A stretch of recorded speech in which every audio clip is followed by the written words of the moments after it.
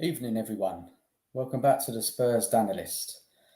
Now, today I haven't got much planned. I just thought I'd go live. I just wanted to test something, and hopefully by the end of the stream, I would realise if this test I've done is going to help me moving forward, doing the live streams, uploads, whatever. So I ain't got much planned. I don't expect anyone to be watching. I've just gone live. I need to practice going live on YouTube. If anyone jumps in, I can try and react to their comments, respond, have some football discussion, Spurs discussion, Premier League discussion. And ask me any questions about anything. So it's just a bit of fun. I didn't expect to have any time tonight, but I've just managed to have about an hour to do what I want. So I thought, let's go live on YouTube, see who's about.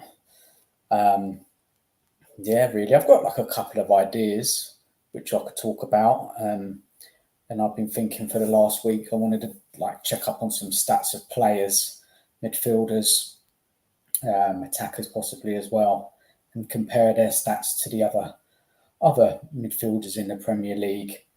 And just to see how they are comparing, how they're performing.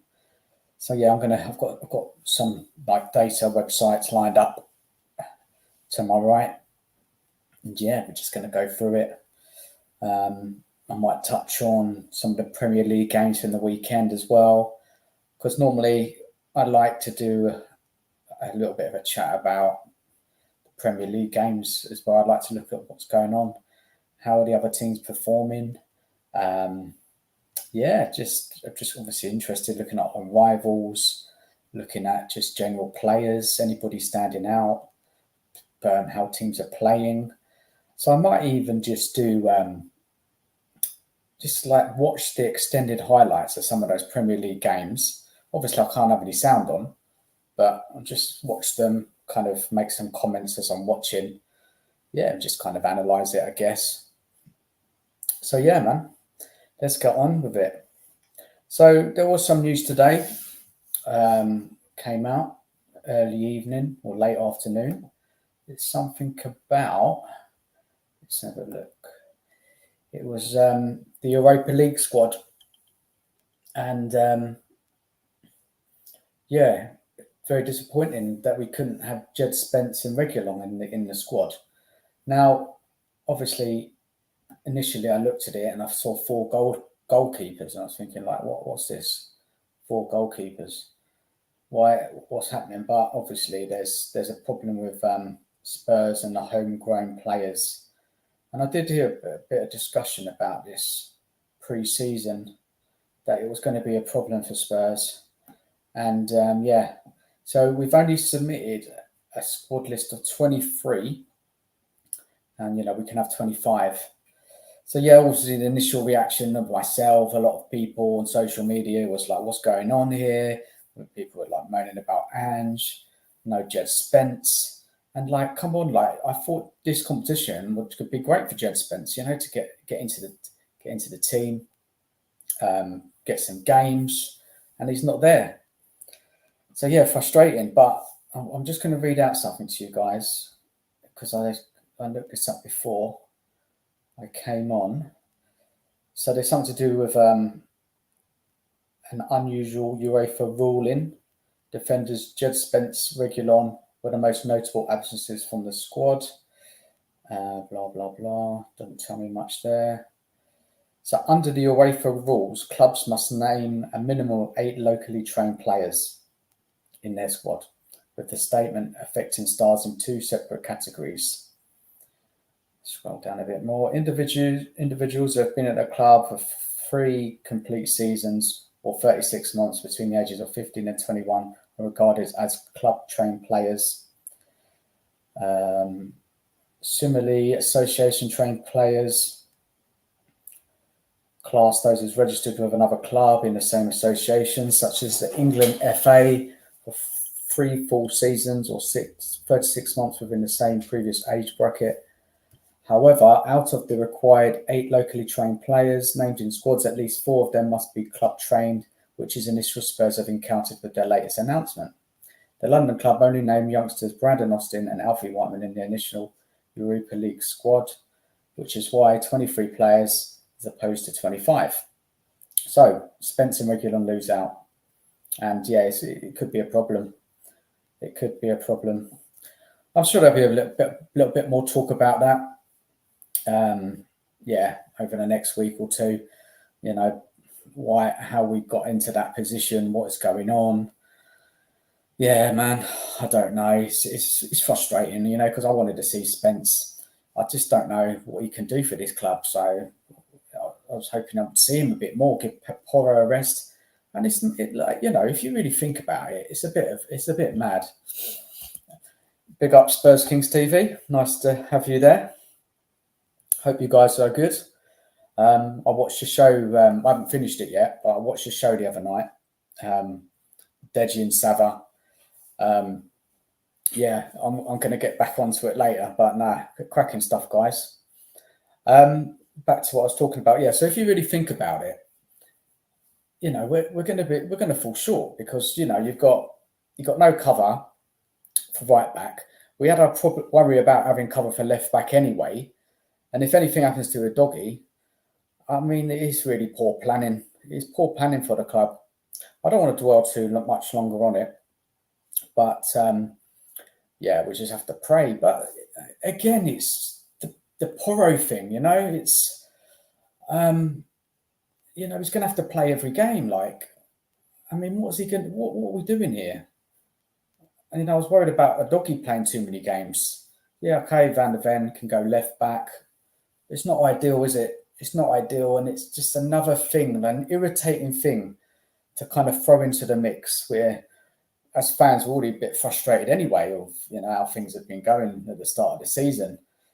So many different opinions about our starts of the season, and I did a show the other night, live show on, when was it now? Tuesday night with my mate Matt. And yeah, it was a cracking show. He's more of a level-headed Spurs fan. And that's true, Archie Gray. I forgot about that one. Yeah, he can fill in there. So yeah, thanks for bringing that up there, man. That was a good shout. We had a cracking show the other night. My mate Matt, he's a bit more level-headed Spurs fan than me. He's not so, I don't know if you guys have been watching my stuff. I've been quite critical on many things since the start of the season, and once the end of that transfer window shut down. So yeah, he was a little bit more positive, hopeful, and we had a really good debate. I thought it was just so raw.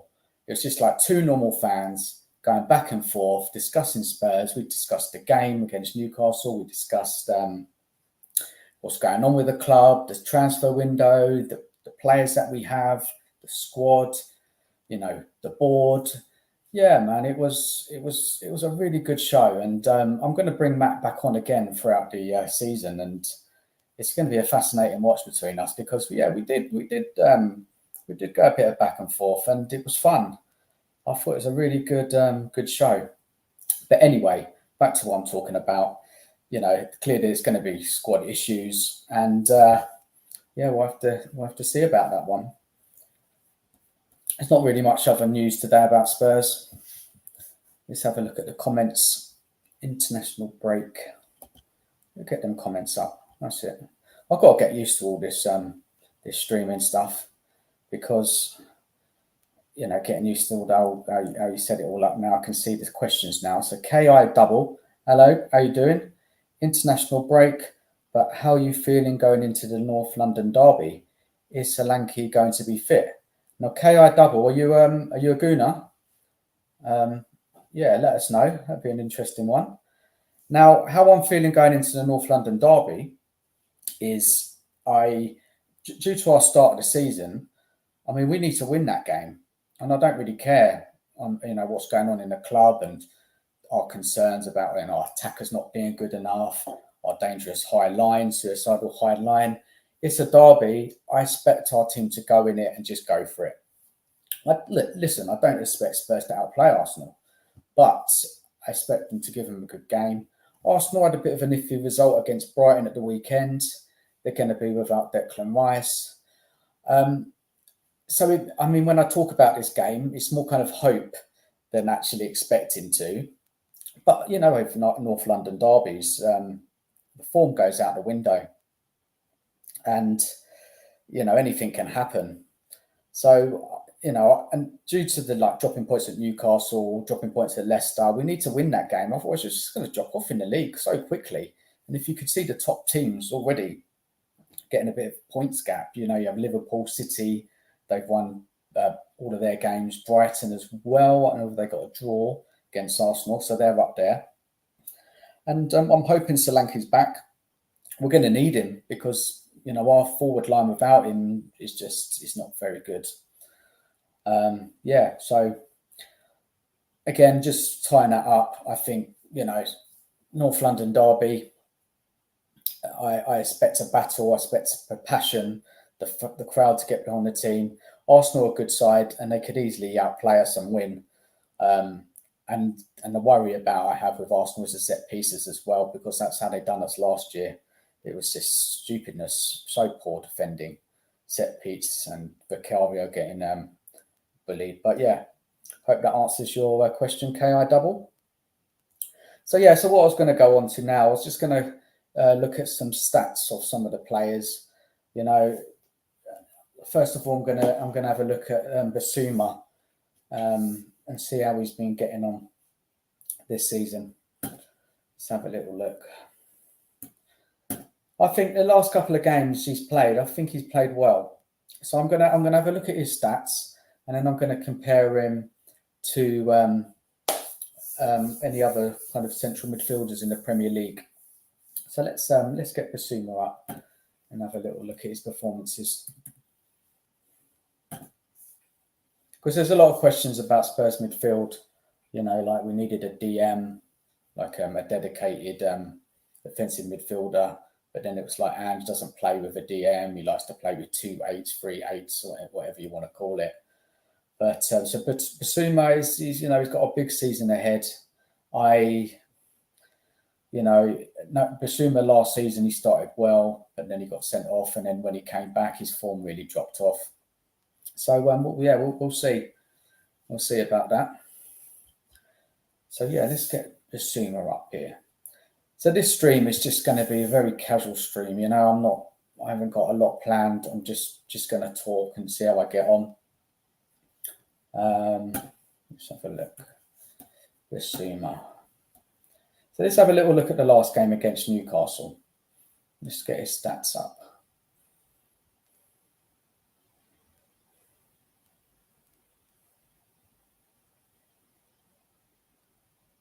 Just bear with us.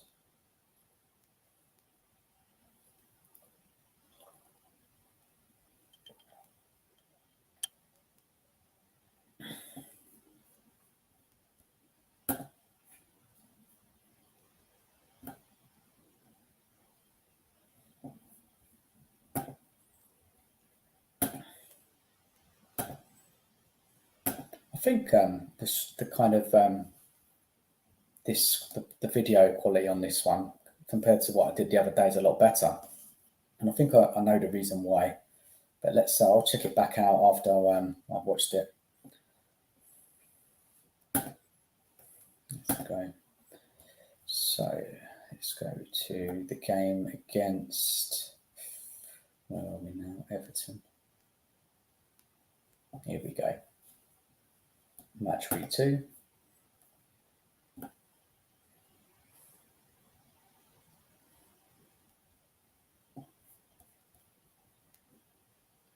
Against Newcastle, where are you?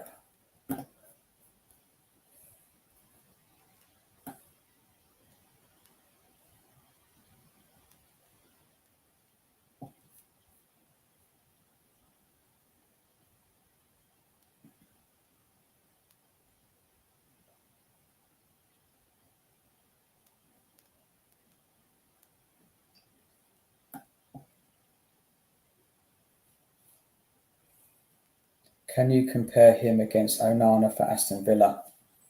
I think they're different players. I like Onana. I think he's a physical presence. He's good at box to box.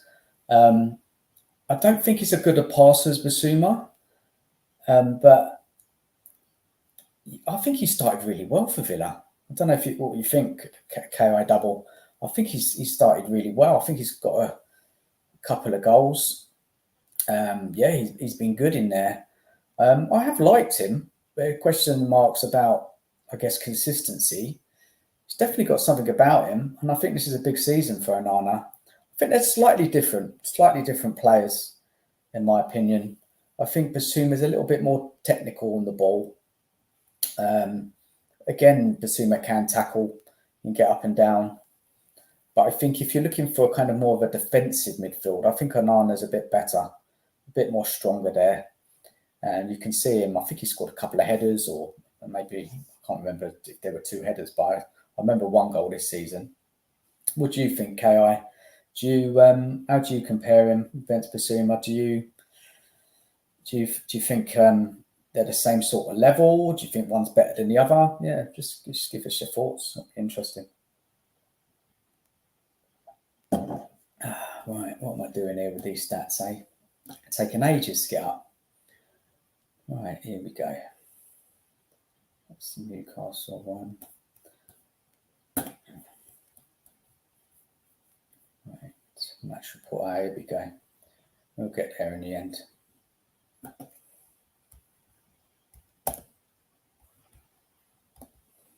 There's your comment on the screen there. Got to work out how to put, but every time a comment comes up, it goes straight onto the screen.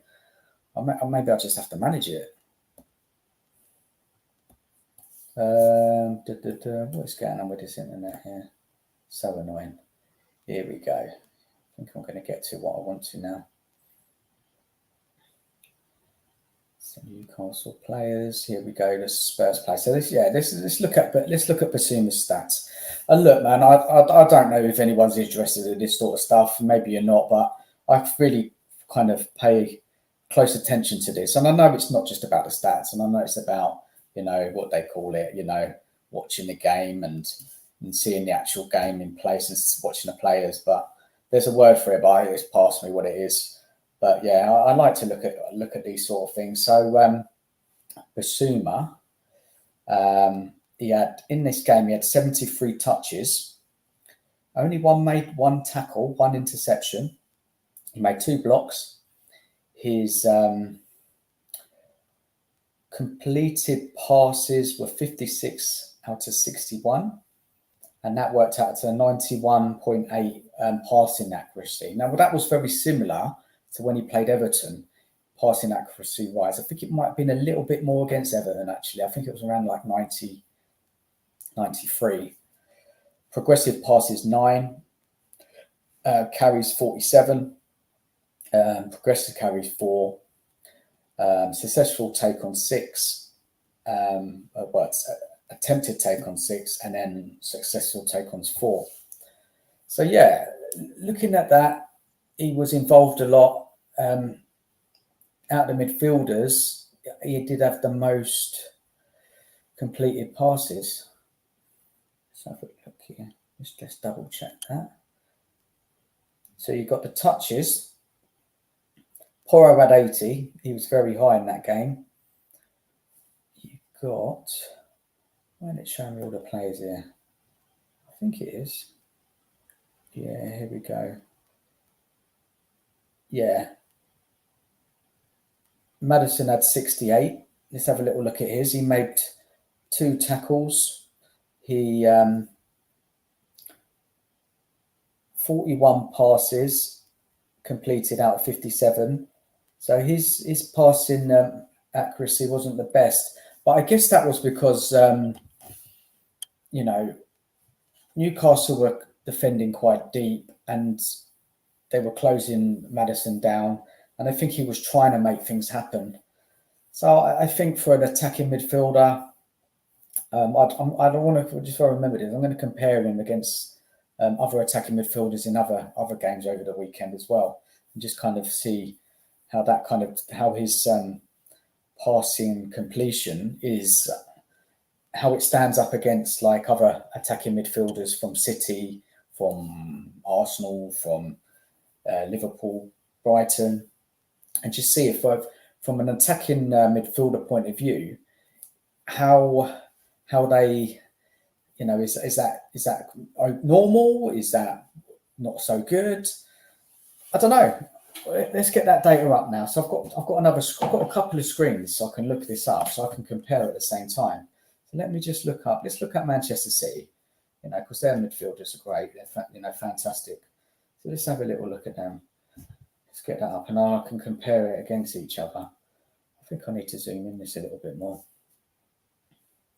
Let's have a look. Manchester City. Here we go. West Ham.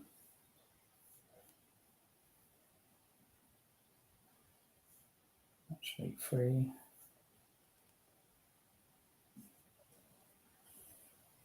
Bit off topic.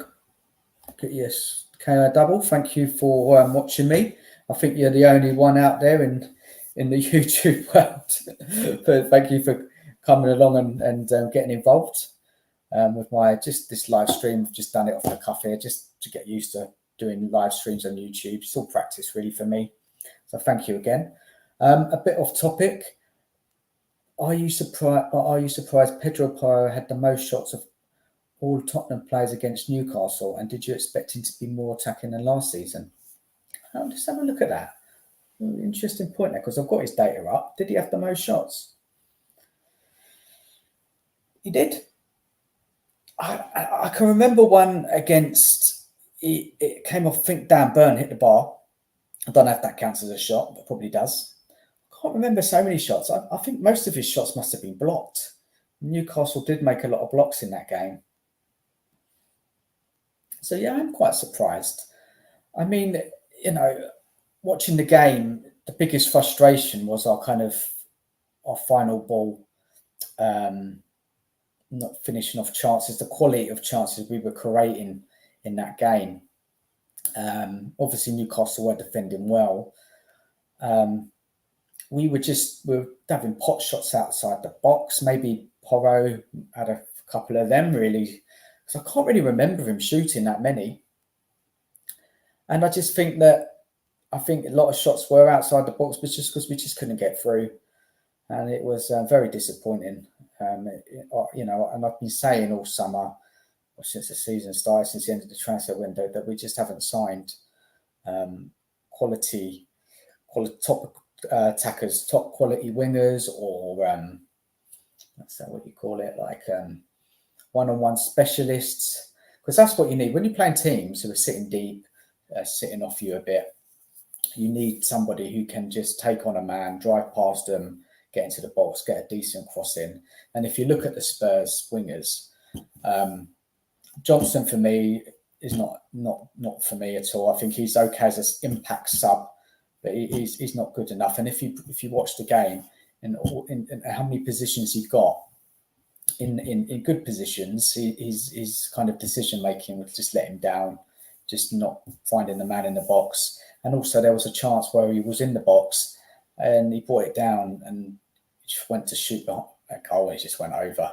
I mean, for me, he's just not good enough. I mean, you'll get away with playing Johnson at some of them like lower end league teams, but for me, yeah, he's just not good enough. And Son, for me, I see Son as more of a moments player now. I see him as somebody who is going to be better when there's space in behind teams. If we can get it through to him and he's kind of be like the runner onto it, he's still got a very good finish. Him taking on players, he hasn't got it anymore. There might be a couple of moments in the game he might do it, but when you're looking at your wingers and you're looking at improving your team, we needed to upgrade in that area. And yes, we signed young Wilson Odeberg, and nothing against the guy. He's a young player, and I'm hoping he'll come good. But we needed like ready-made, and I've banged on about this so much on my channel. But yeah, wingers is just not there for me at the moment, and Werner's definitely not.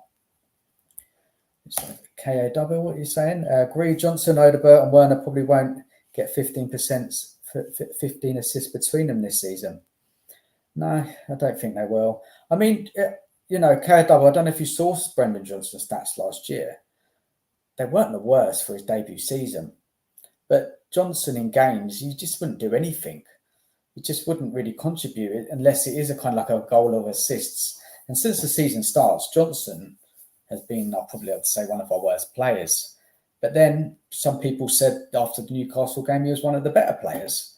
So I don't know, man. I mean, I saw that performance. Yes, he was involved with the goal and he was in a good position. But what else did he do for the rest of that half, really, other than let us down? And it was one of the reasons why we didn't get a result in that game. So Odegaard, it's a bit unknown. He's young, 19. I don't know. I can't really make a prediction on him. Werner, Werner, I just don't get that signing, that re-loan signing, and it's just so disappointing how bringing him in. And this is where Spurs are going to fall short this season. Is going to be, maybe Solanke when he gets in the team, it might help us. But it's not just about having Solanke in the team. It's about the quality of the ball, the quality of the crossing, finding Solanke in the box, passes. Obviously got Maddison there. You can pick him out, but anybody decent we play, I think we will struggle, and this is where we'll fall short. I think we will win a lot of games, and these forwards who are just kind of, the guys there you mentioned, not like saying bad about Odegaard, because Odegaard is a young player, so it's a bit different there. I just don't think these forwards are going to be enough. Some will continue on the left, Solanke in the middle, and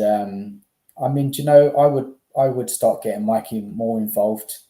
I don't know if you saw him over pre-season. He looked really good. There's a lot of expectation for him. I know he's young. I think he's 17 now. But I would just throw him in there. And I think Ange will get frustrated with these wingers after a while. And he'll just get more on the bench. And he'll just throw more in there. What have we got to lose? Because Johnson, and particularly Werner, they're not going to get you what you need, and it's not good enough from a Spurs fan. And I've been having a lot of rants about it, and it's just going to be that where we're going to fall short. We'll have to see what happens, man. We'll have to see what happens. So let's go back to my data and see. I know it's taken ages to get it going. So we have. Let's have a look here.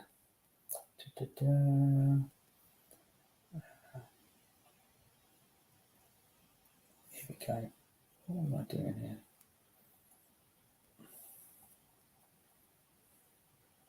Which day 3? Here we go. Match report. So Manchester City versus West Ham. It ended in 3-1 to Manchester City. And their midfield. Let's have a look. So they had obviously Haaland in the number 9, Jack Grealish on the left. We had Kevin De Bruyne, number 17 in the midfield, next to Bernardo Silva. And then behind them you had Kovacic and 82, Rico Lewis. I think Rico Lewis is starting quite a few games at the beginning of the season for City. No Foden. I think he's injured at the moment. So let's have a look at De Bruyne. I said I was going to compare him to like Maddison's kind of keeping hold of the ball, his passing accuracy, creativity. Let's just delve into it and see how he's comparing against like De Bruyne and Silva. Right. Silva. Okay, so Bernardo Silva, 87 touches. Maddison touches were 68. So a lot more. So it looks like they had a massive possession, Manchester City, in that game.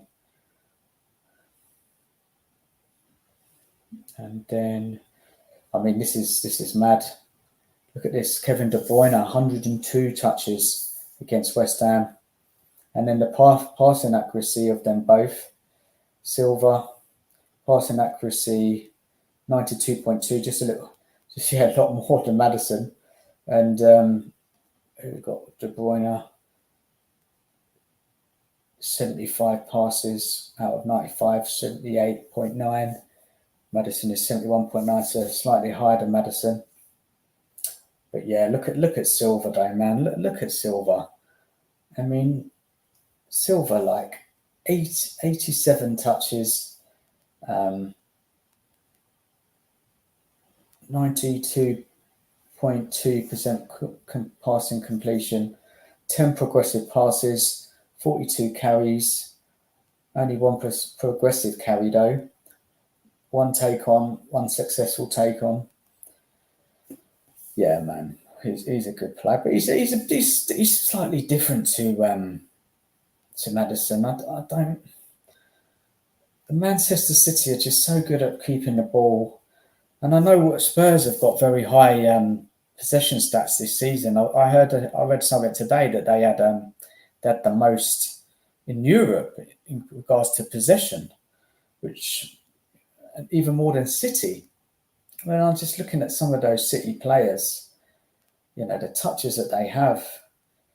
Who else stands out in that team?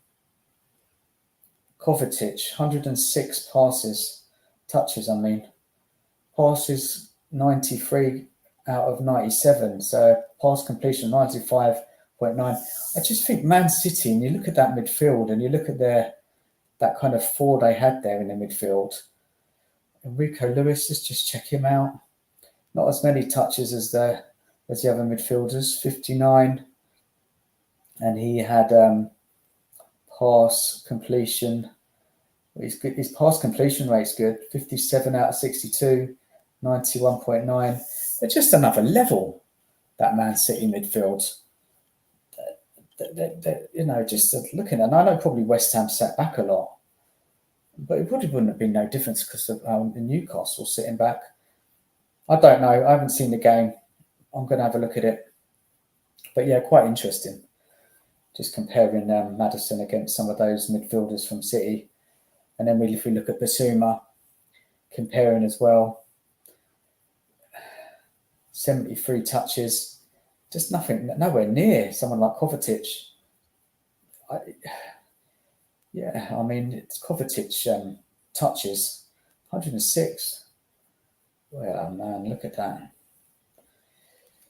Just looking at the kind of touches altogether in the Manchester City team, in that game against West Ham, touches 857, and look at the Spurs touches or the whole team in that game. We've got 675. Cool. They move it around, but I think City, they move it back and forth a bit. They keep possession in a sensible way. They take their time to attack Manchester City. They probe. Cheers, KR, man. Thanks for watching, buddy. Hope to see you back soon.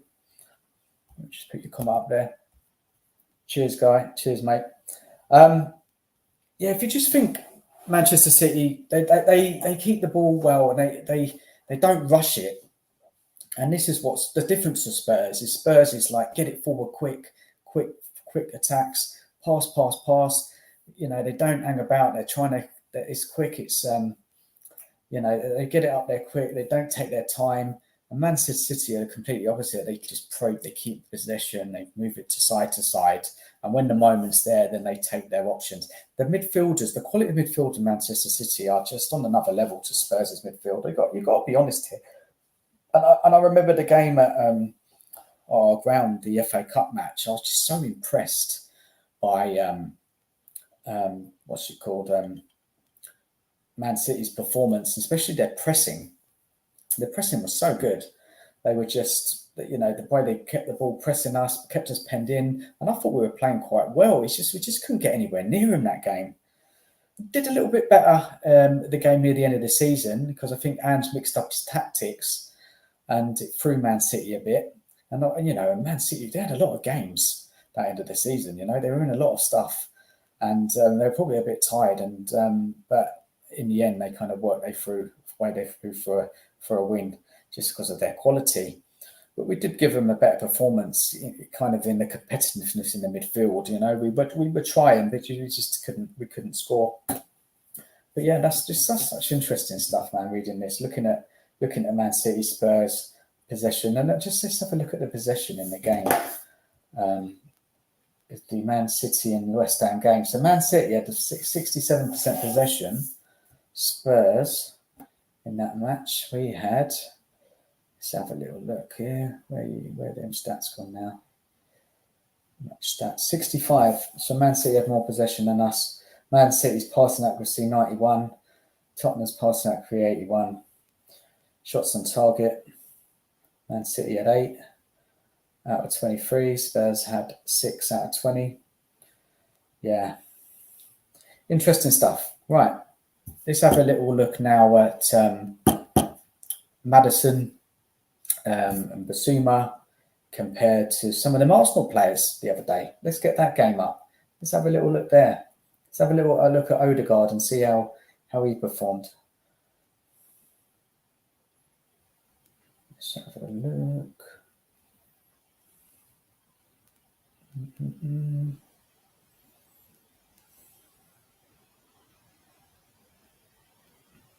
Arsenal versus Aston Villa. Game match report. Let's get back the Spurs midfielders there, which I was having a look at. So Arsenal's midfield, we had Declan Rice, Partey, Saka, Odegaard. Okay, let's have a little look at their data. Let's do this a little bit different this time. Let's look at the overall game match stats. We have Villa, Arsenal, Aston Villa, 40% possession, Arsenal, 60% possession. And even what am I looking at here? I'm looking at the wrong game, guys. Apologies. That's against Aston Villa. And I'm looking at Arsenal versus Brighton. Hold on a second, man. That's crazy. I'm just rushing a bit. Slow down a bit, Dan. Slow down. Where are we now? Here we go.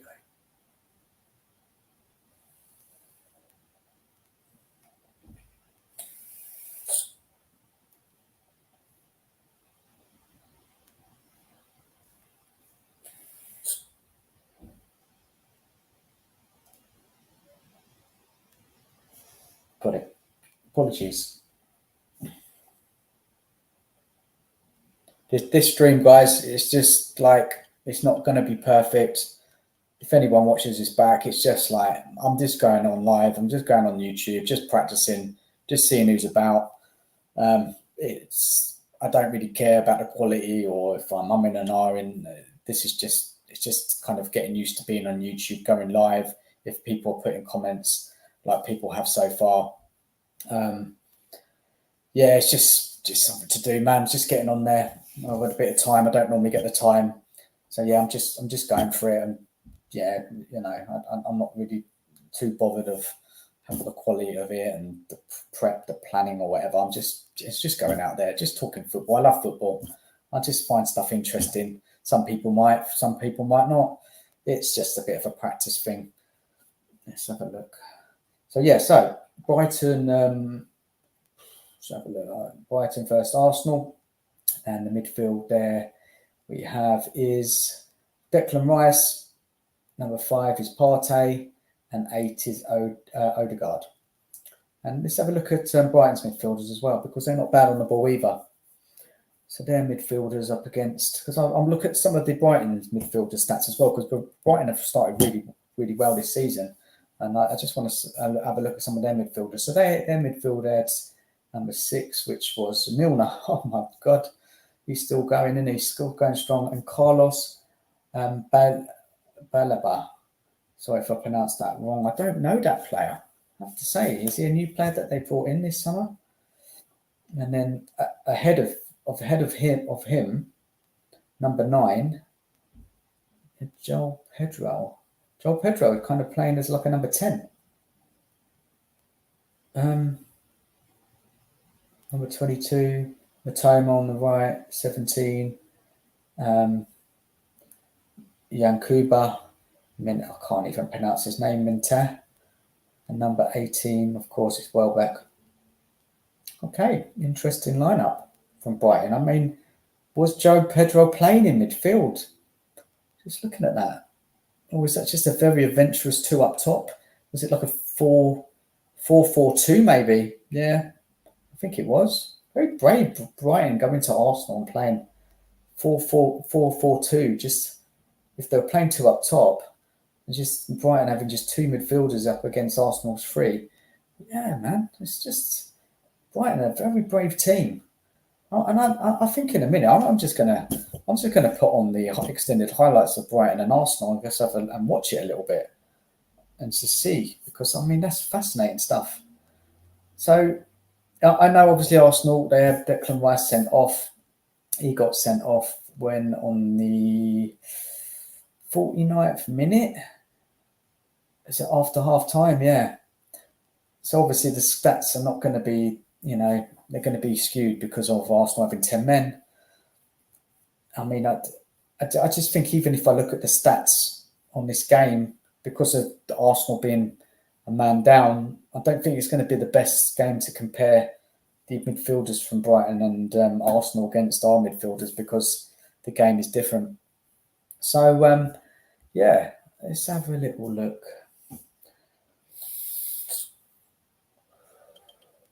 Look, let's look at Arsenal's last game. That'll be better. That'll be a bit more fairer. So let's get up. So let's go back to that Villa game. Match report. Possession stats against Aston Villa. We had Villa 40%, Arsenal 60%. Passing accuracy, Arsenal with 89, Villa with 80. Shots on target. So don't worry about that in a moment.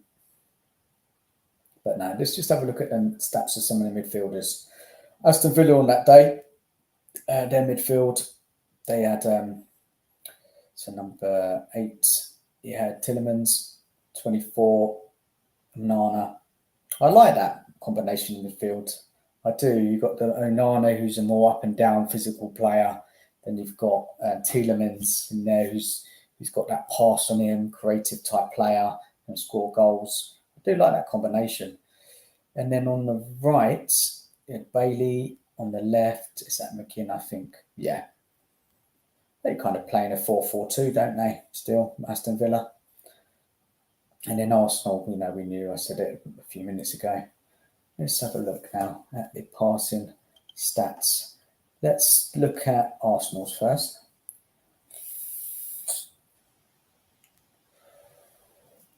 Homing in on, let's start with Odegaard against Maddison. So Odegaard, 62 touches.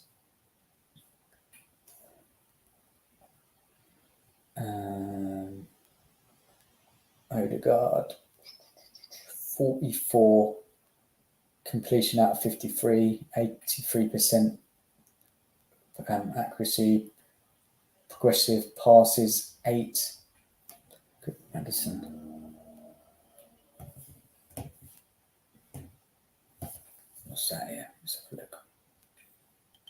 Nothing there. Let's have a little look. Maddison.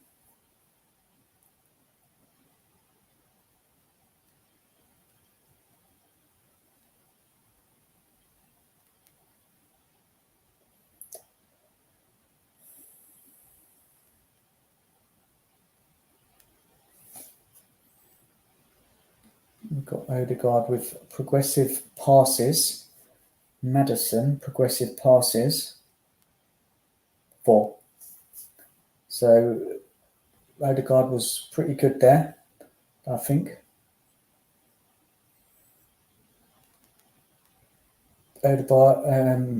Odegaard carries 39, progressive carries 3, take-ons 3, successful 1.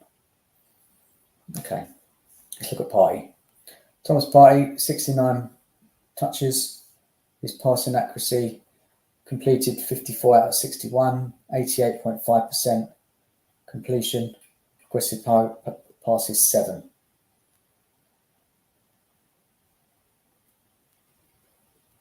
Carries 48, progressive carries 1. Okay, nothing really spectacular. And then probably because it was a more competitive game, or even though Arsenal had more of the ball. And who's the other guy in that midfield? Declan Rice, 41 touches. So he must be playing a more defensive role in the team, definitely. That number of touches. Completed 28 out of 33, 84.8. Carries 22.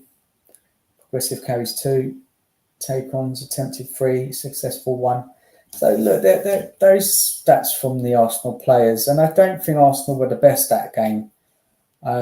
When I think back now, I think Villa really played pretty well, and I just think Arsenal rallied. They stayed in the game, and were clinical when Trossard came on. So there's nothing spectacular there comparing it to the Spurs midfielders. Much of a muchness really. Doesn't really tell me a lot. We could go back. Let's have a look at the Aston Villa midfielders' stats. And obviously they've had a lot less of the ball. But let's have a little look anyway and see. So we've got McGinn there. He only played 64 minutes, but he only had 20 touches in the game. But the touches he made, which had completed 13 out of 14. And then we look at Tielemans, 49. Tielemans, 49 touches, 5. 49 to completion, 28, 33, 84. So pretty good. And Arna was good. I mean, again, he didn't have a lot of touches, 26. Completed 18 out of the 20. 90% passing completion. So yeah, interesting stuff. All right, let's watch a game. Let's watch some highlights. Let's change it up a bit. I might come back to the Basuma Maddison against other midfielders. We might have a look at the Liverpool ones. But yeah, let's just mix it up, man. I want to catch up on the game. So let's get some highlights up, and then yeah, it's going to bring me some discussions. Right, here we go now. Right. So we're going to put on first.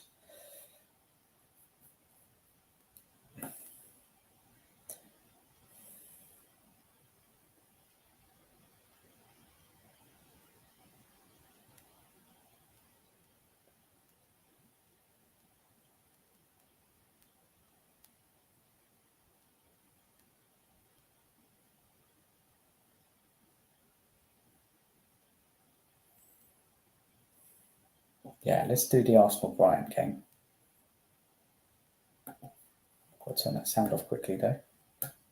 Yeah, because I don't want to get in trouble with copyrights and all of that. So I did this video, about 9 minutes. Let's see if it's got any subtitles. Yeah. So the Arsenal versus Brighton match. Extended highlights. And I'll try, comment as I'm going along what I see. Yeah, this is going to be fun. So let's sit back and watch. So what I'm seeing here is Arsenal really pressing Brighton in the early stages. Closing Brighton down, winning the ball back. Saka getting pulled back. It looks like a free kick. Brighton trying to play out for the back. Arsenal pressing early on in the game. Doesn't tell me how many minutes the game's going, but we're looking at with Saka now with a cross coming in from the right. Hits a defender, doesn't go anywhere. Falls back to, I think that's Odegaard. Back to Saka. Saka back to Odegaard. Odegaard has a little shot, and it falls to Saka, and Saka shoots straight at the goalie. So Odegaard there, that was a lovely ball actually into Saka. And Saka, he took the ball. It was a very poor finish. Should have done a lot better with that. Should have really let it go, let it fly. Long ball from the back there. I think that was Gabriel. Back to Saka. Saka's tackling on the right. He takes on his man in the box as a shot. Goes back to Havertz. Shot back. Who was that there? Ben White had a shot. Struck the arm of the Brighton player. Could have been a penalty. No, I don't think so. I don't think that was a penalty. Now Brighton on the attack now. Who's that? Switches off as a header. So there's a ball in from the left from Brighton. Is that Joe Pedro? And then the Brighton's attacking winger. Big switch from Ben White out to the left. Who is that? It's Martinelli. He puts a good ball in the box. Falls to Odegaard, and he has a poor finish. Great delivery out there. That must have been Trossard, no? It doesn't say, the subtitles don't really tell me who's doing what. So we've got Brighton attacking Arsenal, being quite feisty in the challenge, but Partey wins the ball back. He then gives the ball away, and Brighton quick break. A switch of play to the right of the box. Brighton winger on the right-hand side, turning and twisting in the box, gets a good crossing, good header away from Saliba, comes back to Matona. Matona has a shot, but he's pulled it wide. Yes, quite a lively first half.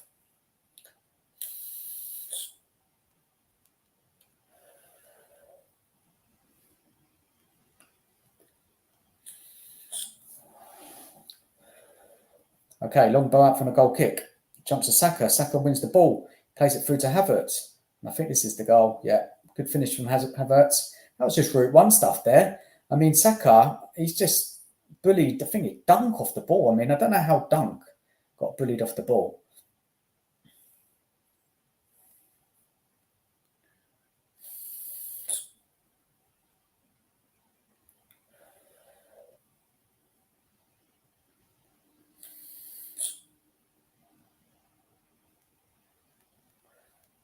That was a good finish from Havertz, but poor defending from Brighton there. Quite unnecessary, really. Route 1 stuff there from Arsenal. Is that what we're going to see against Spurs next weekend, eh? Surely our centre-backs are not going to get pushed off the ball like Dunk did there, man. No way. That'd be crazy. But here we go here. We've got still the first half. Long ball out from the centre-backs. Another long ball. Falls off to Trossard. He's on the edge of the box on the left. Cuts back, has a shot. Straight to goalie. Not a bad shot, but that was savable. Again, Arsenal going Route 1. And I have people talking Arsenal. They've not been playing the prettiest of football. I think I heard someone say they're like the Stoke. Something like that. Play a bit like Stoke. Brighton on the attack here. It's a bit of a mess from Arsenal in the midfield. Partey does win it back. Spreads it out to the left. Who's that on the left there? Oh, I think this is to do with the booking here. Rice went in. A bit late with the challenge.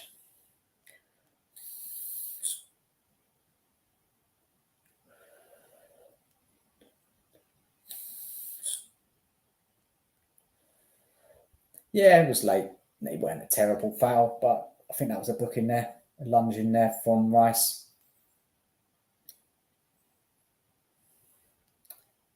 So what we've got here now. Second half, here we go. So Arsenal attacking on the left-hand side of the pitch. Then we've got Rice having a bit of a tangle with the midfielder. Then this is the controversial decision.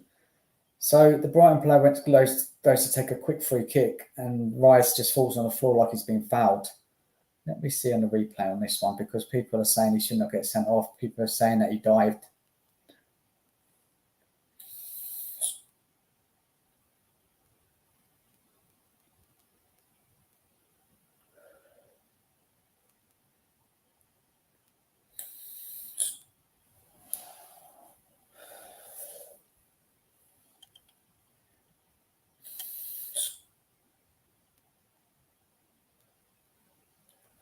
Yeah, he fell down too easy there, and this changed the game then. Rice going off. Brighton keeping hold of the ball in their half, passing it splitting through the Arsenal defence. Oh, that's a great chance. That's the goal. That was a good goal. Arsenal not the best defending there, and I think it was Joel Pedro. I need to see it back. There was a through ball from one of the Brighton's centre backs. He put it right through the middle of the pitch, and Arsenal playing quite a high line.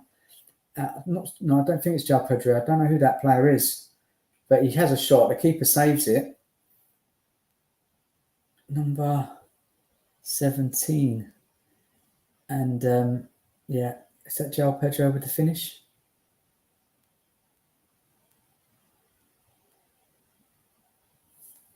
No, not Joel Pedro. Let me pause it a sec. Let me pause it because I want to see who scored that game. Who scored that goal? It's not very clear. Arsenal versus Brighton.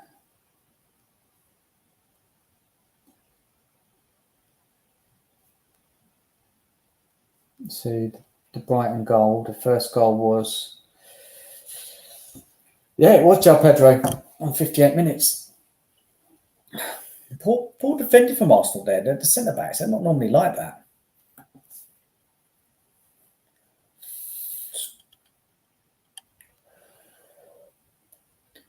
Brighton attacking again. Arsenal is clearing it upfield. A big lob of the ball. Havertz takes the ball down, takes it past the centre back. He's through on the goal. Weak shot. He did have a bit of pressure. Saka coming back in, has a shot blocked. Back to Havertz. Havertz just miscontrols the ball. Goes out for the goal kick.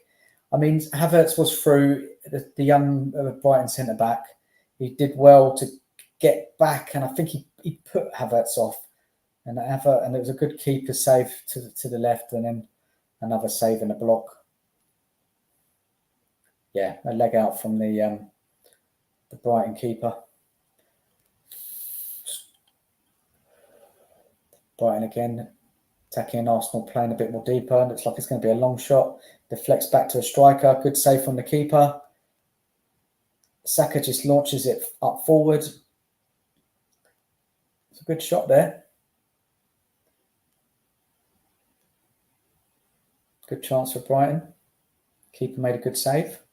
Brighton again on the attack. Goes out left to Matoma. He loses possession. Arsenal trying to bring the ball out. Brighton are pressing Arsenal. Arsenal lob it forward. It goes out to Havertz again.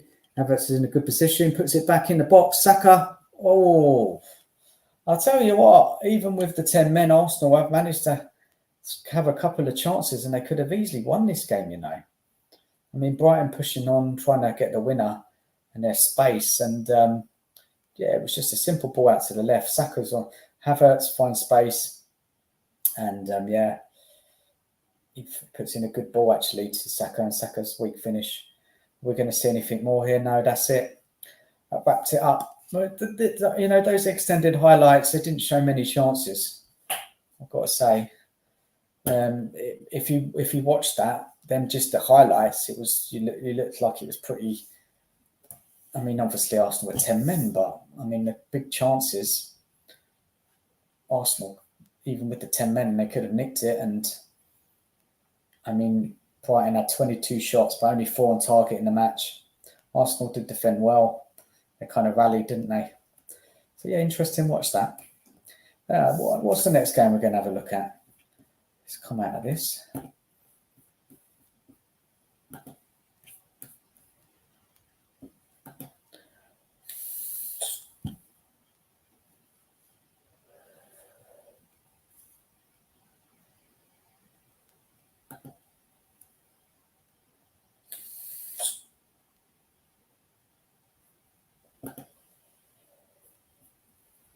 Let's have a look.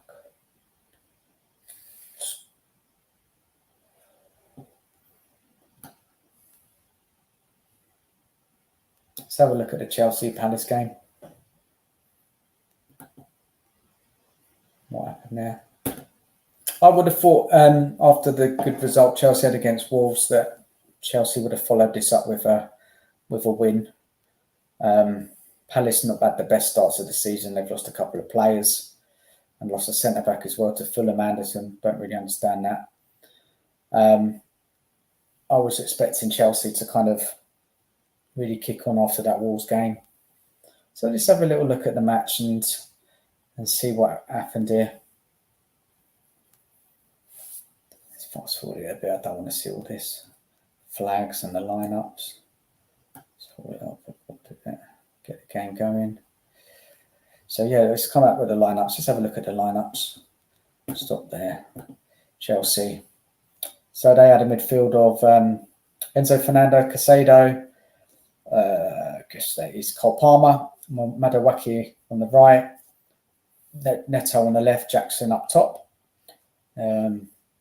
Gusto on the right for Wesley Fofana, Levi Colwell, and Cucurella. Okay, Sanchez in goal. And let's have a look at the Palace lineup.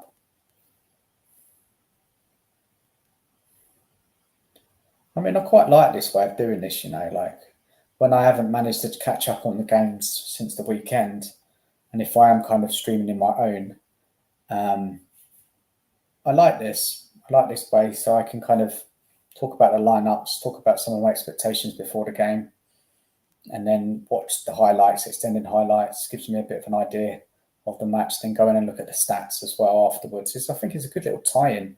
I like this way.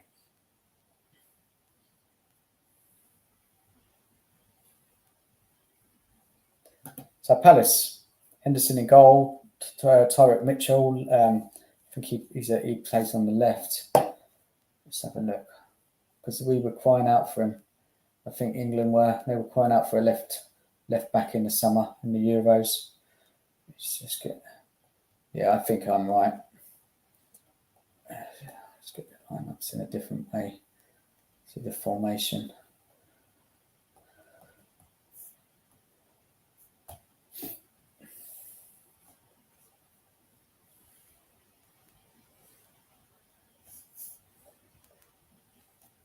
Lineups.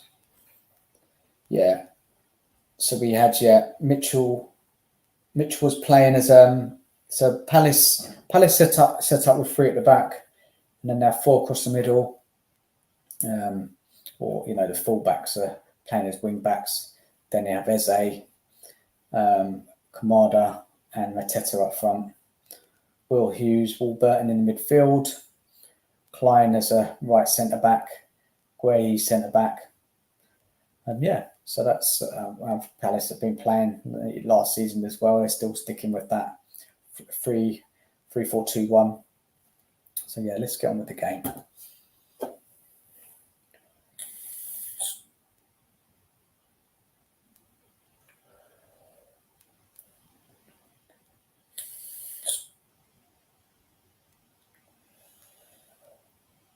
So Chelsea attacking.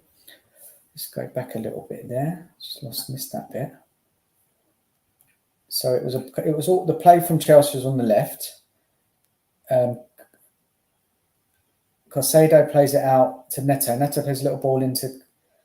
I think that is. Let me have a look here. That was Fernandes. Yeah, bit of a weakness. Back on the right for Chelsea. Ball through to Cole Palmer. Come outside the box, has a shot. Narrowly misses the goal. Good chance there for Chelsea. Cole Palmer got omitted from the Chelsea's Conference League squad today. Don't know what people think about that. Palace having a go now in the first half. A long shot there from. Let me get that up there. I think that was Warburton actually, number 20. Yeah, he had a shot. Didn't trouble the keeper. Chelsea are now attacking on the right. Madueke through on goal. Oh, narrowly wide. That was a big chance there for Chelsea. And you would have thought Madueke would have put that one away, especially after his hat-trick last weekend. Ball in there from Crusader into the box. And Madueke again, good save from the keeper. Madueke there with 2 big chances. Good ball there from Crusader, picking him out as he made a run into the box. Good save. It was a good save from Henderson. Chelsea winning the ball back outside their box. It goes out to the right. Madueke, he's got some pace on him, Madueke. Out on the right, got Palmer coming on to the side, plays it through to Palmer. Right in the middle there. There's the goal. There it is. There's their first goal. Jackson, very easy finish there. Couldn't have missed that. And it was, and I think that goal there, it was all about the pace of Madueke. He really got up the field really quick. And Cole Palmer, let's just have a look at that again. Cole Palmer, did he mean to do that? Pass that into the middle. I probably think he did. So Madueke gets away from the fullback or Hughes in midfield. Keeps going. He plays a little ball through to Palmer. Palmer just nudges it across the box, and Jackson was in the right place. Good goal. Good goal there.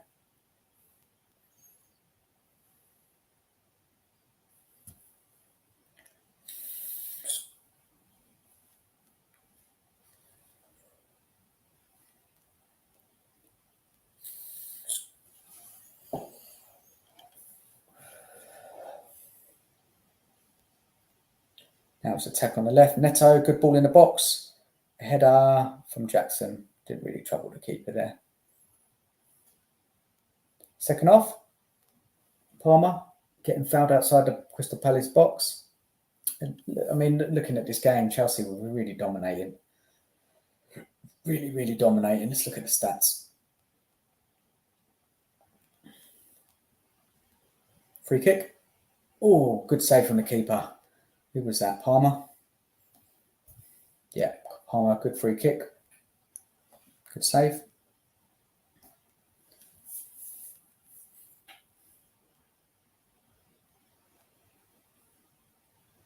Yeah, good save. Corner comes in. Header from one of the Chelsea centre-backs. Good save again from Henderson. Henderson, man, if you had him in the fantasy football team, he would have been getting a few points. Warburton darting into the box, a shot outside the box. Blocked. Eze, oh, what a goal. And this is what I mean with Spurs, man. What we should have gone for Eze. We should have gone, because I've heard this season, like, Eze's had some crazy amount of shots. And that what a goal. What a goal that was from Eze. Coming back to him by chance, and then he just curled it in.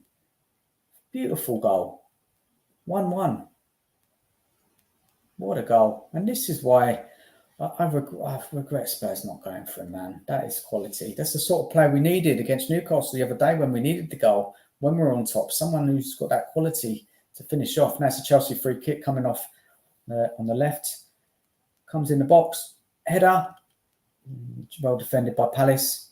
It's not completely gone. It's knocking around in the box. Is that a corner? Palace tacking now on the right. Crossing the box. Shot from outside the box. Good save from the keeper. Who was that? I think that was a sub for Palace. I don't recognise that player. Let's pause it. Let's have a look and see who that player is. Is that a new signing they've had? Crystal Palace. Had a shot.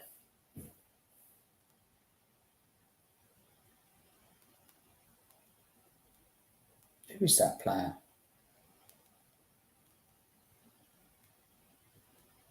I don't recognise him. What position is he? What number?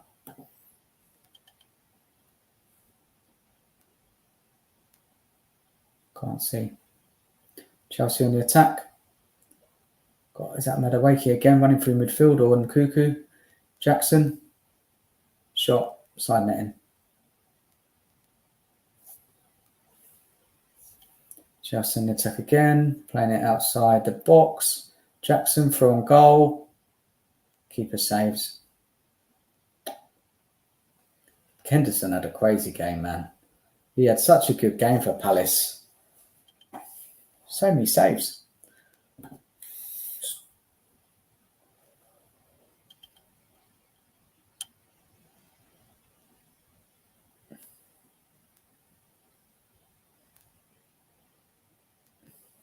I mean, I don't know, the big save, I've got the data up on here, but it doesn't tell me. Palace corner into the box. Oh, someone fell over in the box there. Referee's blown up. Scrambling around the box. Chelsea get it away.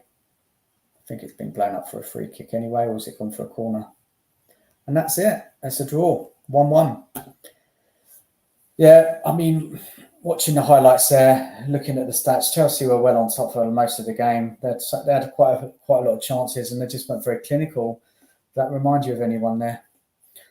The stats on the game: Chelsea 13 shots, Palace 9, Chelsea 7 on target, Palace 3 on target, possession 63%,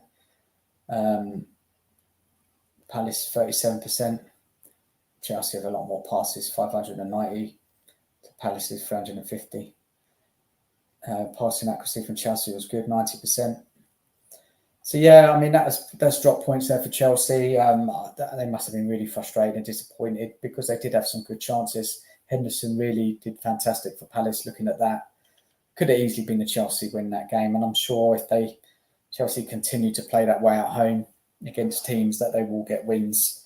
But they just have to tighten up on their finishing. And again, there's loads of questions on what's it called? There's loads of questions on should they have signed a striker. I know they brought in Sancho. I haven't seen him yet, and they didn't actually get a forward. There was talks about Osimhen. That was quite close. Is that going to really hold Chelsea back this season? We'll have to see, because the other game against Wolves, they smashed them. Madueke with a hat trick. So he's and then today he had 2 good chances and he failed to score both.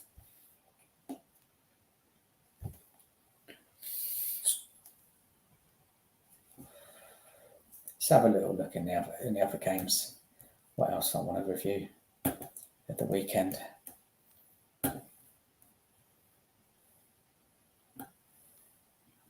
Let's have a look at the Man United against Liverpool game. Here we go.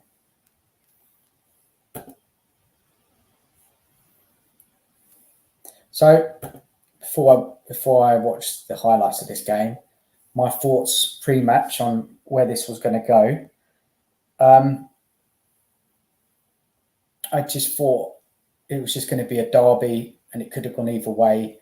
I think Man United last season got the better of Liverpool, so that made me think that possibly Man United, even though they haven't had the best of starts, they could get a win in a game like this.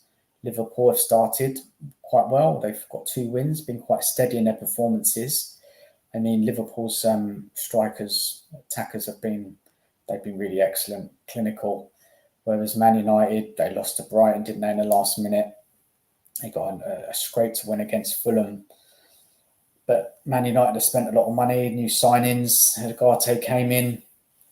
And I was saying, I think it was last week, I can't remember now if I was reviewing the Man United match, is that, I was thinking that Man United need to start playing with a centre forward, a focal point in that team, because I think the 2 false nines of Fernandes and Mount just wasn't working.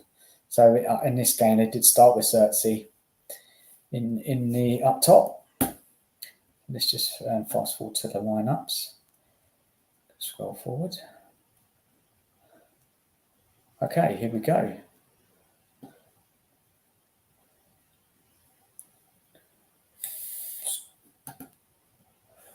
So Liverpool playing this season, similar lineup, I think, to most games. I think it's the same. Robertson, Van Dijk, Konate, Arnold, Gravenberch in midfield, and McAllister and Szoboszlai. Dyer's on the left, Jota up top, and Salah on the right. And Man United, move forward to them.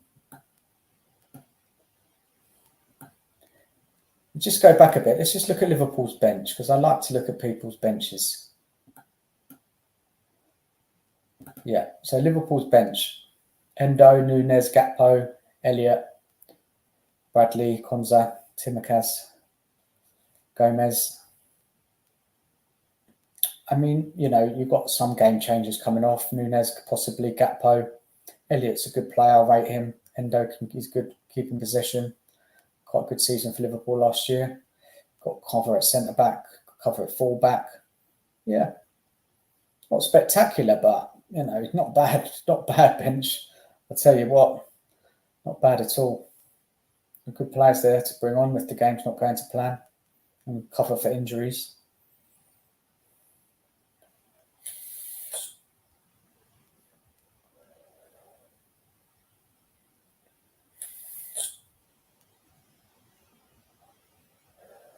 Okay, Man United lineup. Here we go. Nana, Martinez, Ledlick started for his first start for Man U. Dalot on the left, Mazzarri on the right back, Casemiro, Manu in the midfield with Rashford on the left, Fernandes in the middle, Garnacho on the right. So he didn't play Ahmad. I was quite surprised there because Ahmad started well this season. He got a goal, I think it was last weekend, and then you got the new signing Cirks who scored coming off the bench against Fulham. So yeah, pretty strong team like for Man United. Now you can start seeing the new players coming into that side. I mean, there are question marks over players like Rashford and Fernandes' consistency. Casemiro, can he do it this season? Last season he wasn't at the best. Garnacho, inconsistent. And you've got the new right back Mazzarri, you've got the new centre back Delic. Martinez is back in the team from being injured. Dalot, he seems to be playing left back quite a lot last season. He can play both left and right. We know about the keeper. And looking at Man United's bench, you've got 2 goalies on there. He must have some injuries at the moment. Maguire, Ericsson, Ahmad, Anthony, Evans, Wheatley. Man United have got a very weak bench. They must have quite a lot of players out. I mean, you've got Ugarte to come into that. You've got Rasmus, who's injured. You've got the new centre-back as well. I forgot his name now. The one they spent a lot of money on, he got injured before the start of the season. They obviously got rid of McTominay. I mean, the squad is not fantastic, is it? It's really not. It's playing 2 keepers on the bench and a couple of youngsters. And now Johnny Evans in there. Ericsson. Yeah, probably his last season at Man United. So yeah, compare the 2 teams. I mean, first, look at Man United's team. I think there's a lot of quality in there. I mean, the wing play you can question, of course. I like Manu in the midfield. Young player. He's not always going to play well. The experience of Casemiro next to him. I like that combination, You've got the young and the old. You would think that would really help. They'd help each other in a way. They've got the Casemiro experience. They're helping Manu and Manu's kind of energy, to help Casemiro if he's like, I guess he can't get up and down as he used to. Bruno Fernandes, you never know what you're going to get with him. And I was talking, before the season, before the beginning, I think it was the end of last season, and I was like, I've done some stuff on my channel about attacking midfielders and who's the most attacking or even most attacking player in the Premier League. I can't remember if it was just specifically attacking midfielders. I think it was. Fernandes was the top. He was the one who created the most chances. So there's, Fernandes definitely offers you. Yeah, he does offer you a lot. But with him, he does go a bit missing in games, especially big games. And then again, in a kind of a counter argument to that, was he putting the through balls through and creating the big chances, and it's just Man United's forward line just wasn't putting them away. And I'm talking about the wingers, I'm talking about the centre forwards there. So Fernandes, Man United fans, what do you really think of him? He's the captain. You get mixed opinions from Man U fans. Some people think he's trash. Some people think he's overrated. Some people, and you look at the data and the stats and what he does produce. The data's there, but maybe it's one of those things for the eye test where he just kind of dips in and out of games. Is not consistent enough. So anyway, let's crack on with the game. That was a good little preview to the match. I think now I've been up and running now for like an hour and 20 minutes. I've really come into my follow now. I think I've focused in on this. There's something I wanted to try, reviewing a match games, other Premier League games from the weekend. And yeah, I'm quite enjoying it doing this way, actually. A bit more interesting than the boring stats I was doing about Basuma and Maddison. But, you've got to try these things these days. So here we go. Liverpool versus Man United, extended highlights. Here we go. So let's go over the shaking of the hands. We've gone over the lineups. Yes, Mad Dog, how you doing, man? Nice to see you. Just pause it there. Let me get your comments up. Mad Dog, here we go. This is live, yeah. How late am I? Yeah, better late than never, Mad Dog. Because you ain't been in the stream. I've just been doing this off the cuff, live stream today. Like, I've had a bit of time tonight. Unexpected times, to be honest. And I just thought, look, I need to get onto YouTube. I need to practice going live and all of that. And, this has just been kind of off the cuff. Yeah, it's good to see you too, mate. And I just thought I've been going for it, just chatting about football. At the moment, because I wanted to catch up on the games from the weekend. I didn't catch up with all the other Premier League games. So what I've been doing here now is I'm watching the extended highlights, talking a little bit about my expectations before the game, looking at lineups, looking at the people on the bench. And I think I've got into my flow a bit better. I mean, before you were watching, I was talking about stats and it was just a bit boring. It just wasn't really working. But this is just something I'm just trying. I'm just testing out there, just getting used to being on YouTube, getting people's comments up and so on. So yeah, enjoy. Any comments you want to put throughout, please put them down and I'll reply to them. So this is it, Mad Dog. I've done something different with the stream. Thank you for this comment, and I know what it is. And it's to do with my laptop. I've got a crap laptop, what I've been using, to be honest. Now, I'm using my work laptop. I shouldn't really be using it. But the performance on my work laptop is very good. And so I think that's where I'm going wrong. And that's why I think that how I'm coming across in games is coming across in the streams. It's just because of my crap personal laptop. It's just not good enough. So I really need to think about that. I don't really think I can use my work laptop all the time. I'm not even sure if I should be. But anyway, at least that tells me. So that's what she's saying, Mad Dog. Liverpool now playing like 1970s Brazil on speed dial. I don't know, man. I can't remember the 1970s Brazil, man. I wasn't born then. I was born in the 80s. Let's have a look. Next one here. Arne Slot is a brilliant defensive coach, which is why I think he's going to win something this season. Yeah. Arne Slot started well, and we were linked to him, weren't we? A couple of seasons ago, before we brought in. Oh God, now I can't remember now, man. I lost thought. Maybe you can remind me. But yeah, he turned us down, didn't he? That's what it was. It was all about the money. He signed a new contract for Feyenoord, decided to stay another season. He probably knew Liverpool were coming as well, and we really didn't push it out there. He started well, Mad Dog, Arne Slot. I think he has. We'll have to see. I mean, they haven't had the toughest of games. You see it go. KO Douglas back in the room. Liverpool haven't bought anyone in the summer, and I believe as the season goes on, they won't be able to challenge on all fronts. Interesting call. Interesting call there, KI.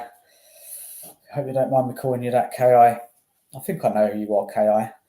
But, I'll sort it out later. What was I going to say? Yeah, I mean, I was surprised that, new manager coming in, they didn't even give him one new signing. I mean, it's a bit strange that Liverpool not even giving him one. You would have thought he'd have one. But Liverpool, I think they've got a good team. I rate their forward line. They've got experience at the back, defence, midfield. People say they could be lacking a DM. Yeah, I hear that.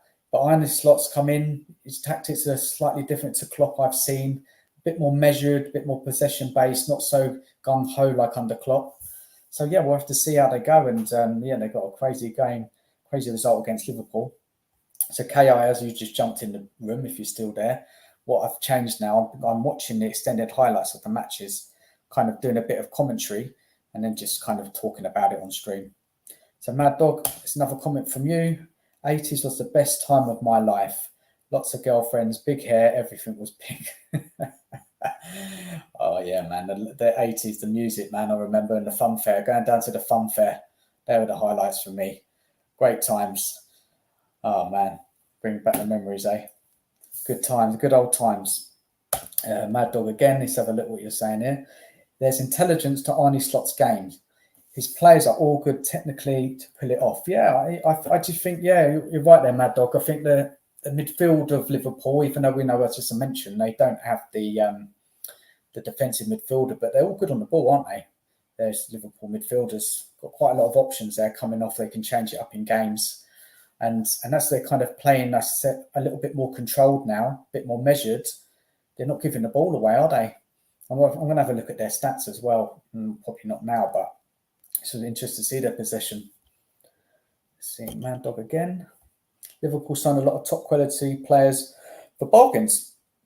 Trying to think now. You're talking about like players like Robinson from years back. Let's have a look at their team now. They spent quite a lot of money on Núñez. Diaz was not bad, you know. Luis Diaz, when we were close to getting him, when we bottled it, he went. I don't think it was that much. Well, yeah, could you call that a bargain? Probably, yeah. In this day and age, he's a good player. I rate him. Who else are you talking about? Mad Dog. I'm trying to think now. Who else? Bargains. He's gone. Maybe it'll come back to me. And Mad Dog again. Let's see what you've got to say. To sum up the 80s in 3 words, the Thompson twins. Oh man, cool. The Thompson twins. I was listening to them the other day. What's their famous song that they do? Remind me off the top of their head. It's gone me now, but I was listening to them the other day actually. Mad Dog again. Thank you for your comments. Liverpool forwards line is light years ahead of ours. If you take Son out of the picture. Yeah, it is so true. And this is what frustrates me so much about it. You put Liverpool's front line into our team, then we're talking. But Ange doesn't see it. Levy doesn't see it. He just thinks Werner, Johnson and Wilson are going to be the guys who are going to push us into the next level. So it's crazy. It's really so frustrating, isn't it? Like, Spurs just spend the money and you could be really doing something this year. But as you know, I'm not going on about it now. It's just set me off, Mad Dog. It set me off. What's this? Doctor, can't see. I'm hurting. Are you laughing?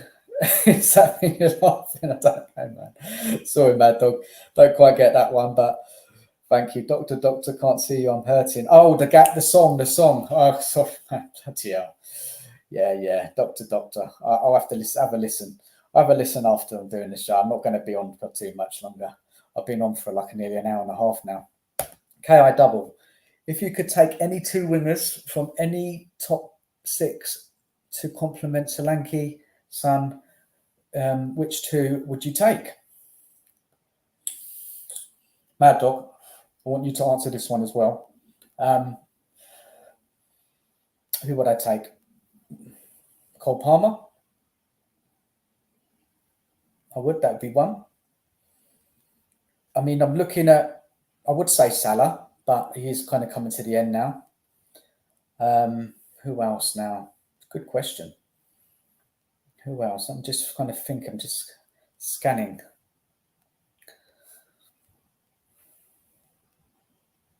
Mad Dog's going to help me out here. Gordon and Elise.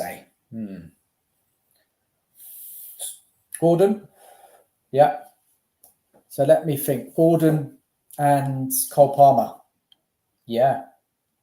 For me. Elise's gone now to Palace, hasn't he? He's left Palace now. He's playing for Munich.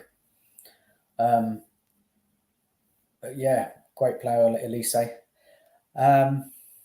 Trying to think, man. Obviously, if we're just playing if we're doing the here and now, and if it was just for this season, I don't know what your metric is on. Is it just this season? Is it seasons moving forward? And then it would be obviously Salah and Palmer. But I couldn't do that because they play on the right, so I'd have to go for a left. I would probably go for Gordon. Luis Diaz is another option. Hard decision to make that. Tricky one. KI, what would you do? Who would you go for? I'll ask the question back to you. Mad Dog, Salah and Son all day long. You're a big Son fan, Mad Dog. Fair play, man. Son. I love Son. Yeah, he's been great. And it's so disappointing that he hasn't won anything at Spurs. Really, it's a travesty, really, isn't it? Absolute travesty.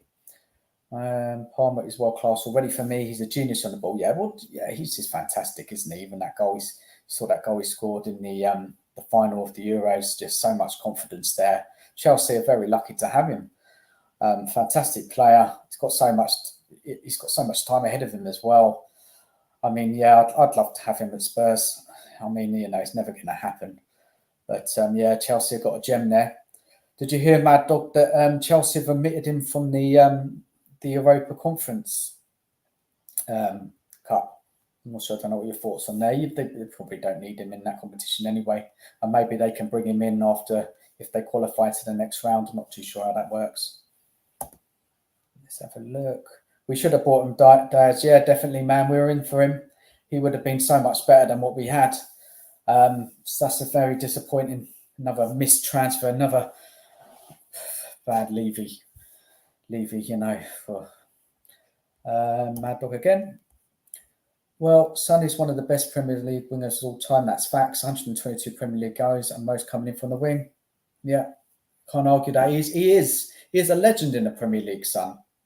And do you remember when he was playing with Kane and, it was Mourinho started getting them playing in the kind of their combination football when we were playing counter-attack, and they were back. And I think they had the biggest stats of two players combination to goals. I think they beat the record. Tell me if I'm wrong, Mad Dog. But yeah, I think that was right. They're fantastic. Son's a fantastic player, and it's such a shame he hasn't won anything. And it's looking unlikely this season unless it's a bit of a miracle. Unless we get a miracle run into one of those finals in the cups. I mean, wouldn't it be great, Mad Dog, seeing Son lifting the trophy? Oh, things like that. It just, I mean, God, that would just make my year, more than 1 year. Let's have a look. Why? What are you asking why about? Not sure, Mad Dog. Sorry, mate. I'll say Chelsea are resting Palmer and saving him for the Premier League as the Cornflakes League is rubbish. Yeah, the Cornflakes League. I know they called that before. The Cornflakes League, yeah, no one wants to be in that competition. And even when we were in it, we got ourselves out of it, didn't we? We didn't want it to be in it at all. Oh my God, yeah, Cornflakes League, Cornflakes Cup, whatever, is rubbish. It's not a competition you want to be in. Mad Dog, here we go again. Yes, he's over 180 goals over, all including cups in the league. He's been amazing for us. Yeah, that's fantastic. Yeah, man. Yes, yeah, that is fantastic. All right, you with me, Mad Dog? We're watching the Man United Liverpool game quickly, and I think I'm going to wrap it up after this one. I've got to do a bit of work. So, please comment as I'm going along as well if anything I say. Okay, here we go. So let's get the highlights up. So we've got Man United on the ball, passing it away. I think that's Casemiro giving the ball away. Through ball over to Jota, has a shot, pulls it wide.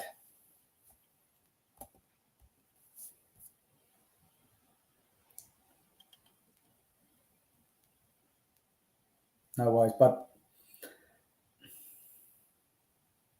Ball out to the wide areas. Trent, Gravenberch, Liverpool keeping possession, back to the centre-backs.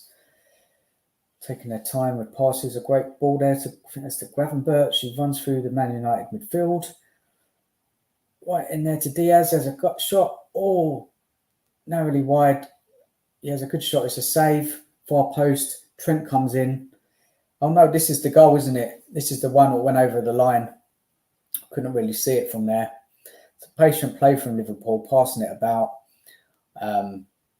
Yeah, man, it was a good goal there from back to front. through the midfield. I think that was Gravenberch who picked it up there. He's got a good play. I can't say I've seen him much. Mad Dog, what do you reckon of that Gravenberch? You rate him? That's what you're saying here. Liverpool are the best team to watch in the world for me. Okay. I'm a big fan of Liverpool. They're your second team.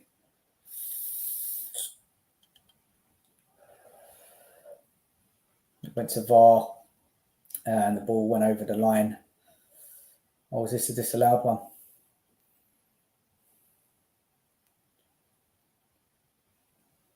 So Man United passing it very, very slow from the back. Out to De Ligt, back to Onana. Onana then into Mainu. He spreads it out to Fernandes. Fernandes back to Casemiro. Oh, this is the goal, isn't it? Casemiro just giving the ball away. Liverpool breaking through the middle. Going out to the right. Ball in the box. And this is the first goal from Diaz. Casemiro there. Mistake number 1 in that match. Just a poor pass from midfield. I mean, listening to Man United fans, they're blaming it on Casemiro not having the options to pass it to anyone. I don't know what to say about that. It's just a poor pass. Good ball, and this is with Salah, and this is it, Mad Dog. Salah's quality of the delivery on the right there, lofting that ball over, not just hitting it low like our wingers, actually thinking and picking out a man. Just a difference compared to our wingers. Great ball, lofted, floated ball in there. And there was 2 players there. Soboslai was in there as well. We could have got on the end of it. First half there. Let's pause it and let's have a look at your comments, Mad Dog. It's just me and you in the house tonight. Diaz looks super confident now. Do you think, though, Mad Dog, if it's the manager, Arne Slot, he's getting a bit more out of him than Klopp did? Mad Dog, my second team in the 1970s, Brazil, the greatest of all time. Yeah, man, I can't say I've got a lot of knowledge about that team. But yeah, I'm sure they were crazily good. Not like the Brazil now. Probably 10, 20 times better. I thought that was a foul on Casemiro, though. Did you? Oh, yeah, the second one. I ain't got to that one yet, Mad Dog. I will do, and I'll have a close look at it. Salah's just a natural talent. He's still producing, isn't he? He seems to be getting better with age. What a player Salah is. He's a legend, isn't he? Legend. So we look here. Diaz was good for Klopp, but he acted more like a provider than a goal scorer. Yeah. Maybe he's more of a winger now under Slot.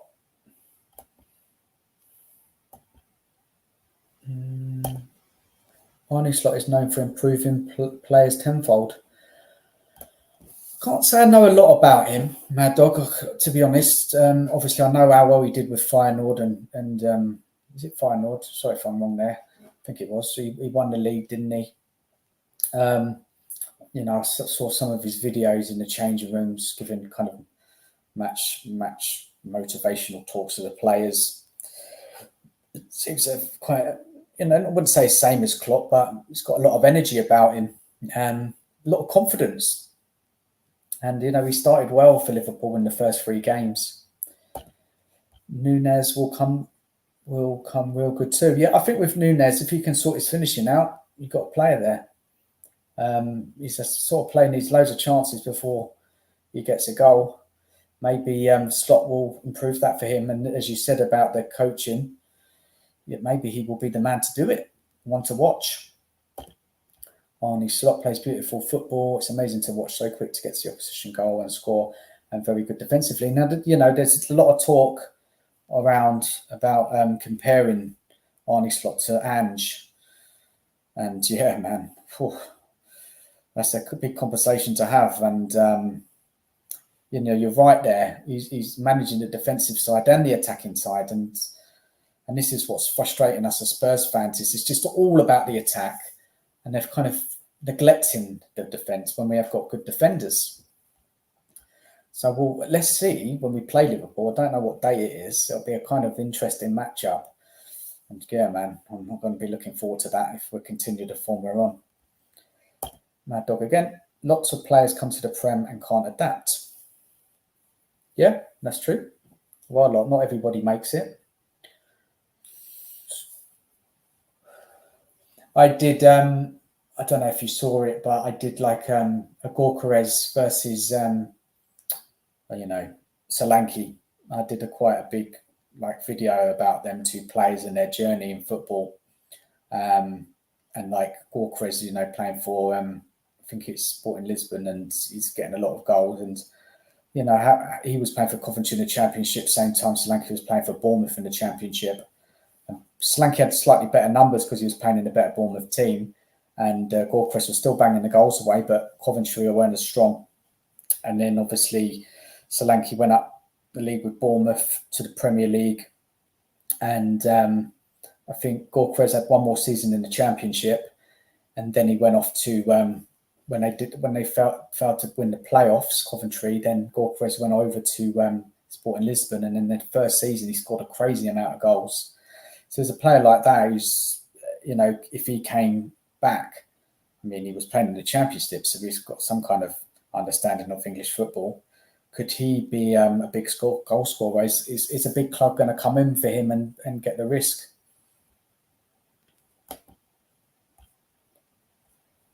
Mad Dog. Slot has a much better quality side, but Arne's Slot is known to be very good defensively. So it's why I wanted him at Spurs. Yeah, I hear that. And on evidence so far, I don't think Liverpool have conceded a goal. Get the league table up. No, they haven't. Mad Dog Gorkarez. 29 league goals for Sporting Lisbon last season. Yeah, this big numbers. Yes, okay. The Portuguese league is not as strong as of the Premier League, but I mean, I would have had a go. I would have taken him. Would I have taken him over Solanke? He would have cost a lot more money. Mad Dog again. I followed Slot for 2 seasons with Feyenoord. He's amazing. Yeah, man, that's mad. You're watching the Dutch league. So yeah, obviously you know a lot more about him than me. Obviously I heard how well he was doing and that he was close to, well, not close, but he was in talk with Spurs. You've seen him at Liverpool where he ain't even brought in any signings of his own, and at the way it's going, they're looking good. Well, I agreed, but Sporting gave us and Arsenal great games. There were no walkovers. Yeah, that's right. They did. They did give Arsenal good games. Good team, that. I like their manager. What do you think of their manager, Mad Dog, Almiron? Do you think he's going to get a move one day to another club, maybe in the Premier League? I'd like to see how he gets on there. He was linked to West Ham, weren't he? Before they went and got is it Locatelli or whatever. They were I think they had a meeting with him. I don't know why it didn't go through. It's probably money, or maybe Almiron just thought, oh bloody hell, I don't want to manage this club. I don't know, but yeah, they have gave us good games. You're right. I would love him at Tottenham under an ambitious ownership. I guess you're talking about Almiron, yeah? Almiron, yeah. Yeah. He was on the list, wasn't he, of managers? I think he might have been on a few other people's lists as well, a few other teams' lists. Almiron is class. Yeah. Yeah, interesting stuff. I mean, Ange's not the only manager out there. Things don't go to plan, I don't know what's going to happen with him in this season, next season. What I'm seeing from him, he looks very frustrated. I just don't get it. I just don't quite why Ange is just, he's given it large about winning the league last season. And then he's getting in the young players, going along with it with the board. And then he's saying, I'm happy with the transfer window. None of it makes sense. It's going to be going on all season, all this talk. Let's have a look now. Mad Dog. Amarin is gold dust as slot. So you rate him similar. Good, they look like good managers, definitely good managers, and young as well. Mad Dog again. Ange Clear hasn't been backed and he knows it is, but it's his first massive pay job, so you can't blame him for speaking like a puppet. Let me just read that again now, Mad Dog. Ange Clear clearly hasn't been backed, sorry, and he knows it is, but it's his first massive pay job, so we can't blame him for speaking like a puppet. So you can't blame him for speaking like a puppet.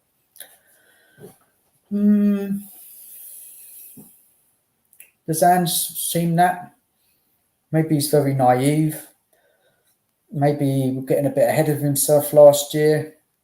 Maybe just reality kicked in that he just wasn't going to get what he wanted. He knows what he's working under. Oh, yeah, man. Painful. Very painful. I do blame Levy overall, mate, honestly. I mean, there's questions around Ange and his tactics and some stuff, but, overall it is Levy and he's the one we need to get out of the club. Actually, clearly, I meant, yeah, cheers, man. Mad Dog. No, he's not naive. He knows what he's doing and he knows how to get sacked. He certainly does, and he whatever ways he's made a bit of money out coming to Spurs. I mean, everybody was raving about Ange, wasn't he, when he first came in and he got them first 10 games, and everybody was talking about him. All the other clubs were talking about him as well. Look at it, he's just going for it. Maybe Spurs, you are in a title race. No way. I didn't think so anyway. But then when the holes started happening and the high line got found out, teams worked out how to play against us. Gosh, what the whole, when I'm talking just about the Spurs fan base, talking about other fans from other clubs, they're just slagging Ange off, saying he didn't know what he was doing, so naive. And it just went from, look at Ange to like, Ange is, he's a bit of an amateur, isn't he, really? He's never managed in the Premier League before. It's just crazy. I give up on Levy now. I just find him to be an empty vessel whose sole drive is financial gain. Yeah, it's a joke, man. It's a joke. What are we doing? Okay. Think about this, mate. If Ange had Eze, Gallagher, Tony and Neto, we could have had 9 points now. Yeah, definitely. I mean, I'm not a big fan of Gallagher, but Eze definitely, and Tony and Neto, yeah. We would have got the points. Imagine having Tony and Solanke, getting rid of Richarlison. I mean, he's just not reliable, injury prone. They might as well just. I mean, I know it's brutal, but they should have. I've been listening to a lot of stuff over the last couple of days. I can't remember who said this. Maybe it was me talking to my mate about it, but why didn't they just tell Richarlison, just you're not involved anymore. You might as well find another club. You're not going to play. And then they could have just sold him. But they're just like, all right, Richie got 12 goals last year. He can give us something. This is the poor decisions. We could have had Tony. He was there. He was available. He's gone off to play far away. It's just such a waste of a player. I would have loved to have Tony here. Eze as well, and Neto. The quality in them. Great. Yes, but Gallagher would be used to trap back and try and break up opposition, break out tactics. Bad Dog, what do you think of Sarr? I've never had your opinion on Sarr, because I think Sarr's a bit similar to Gallagher.